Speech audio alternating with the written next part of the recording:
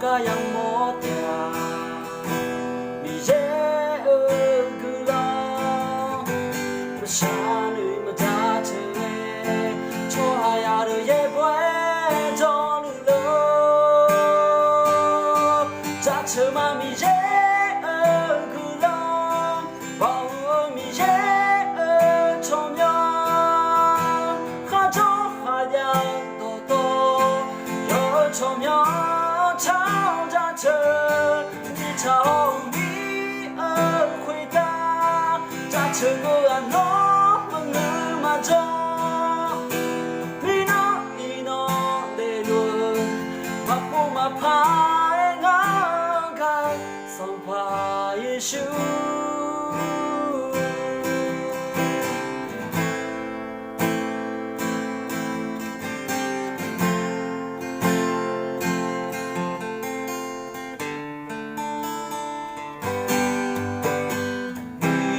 ở khuya ta thì non để đi ha lỡ to to về về nó khó ga yang mo tia vì dễ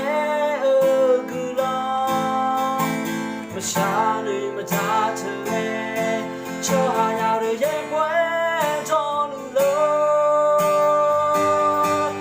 chờ mà mi dễ cứ lo bao mi dễ cho nhau khá cho khá ya to cho nhau chao ra chờ mi chào mi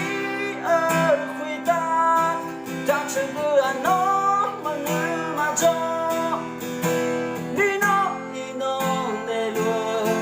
mà cô mà phai cha chờ mà mi dễ cứ lo bao mi dễ cho nhau khó cho khá ya to yo cho nhau chao ra chờ mi chào mi khuya ta cha chờ bữa ăn nó mà ngỡ mà cho mi nó y nó để luôn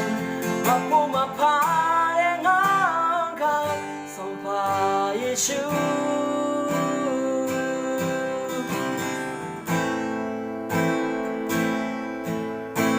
mi nó y nó để luôn mà bố mà phai ngang cái song phai Giêsu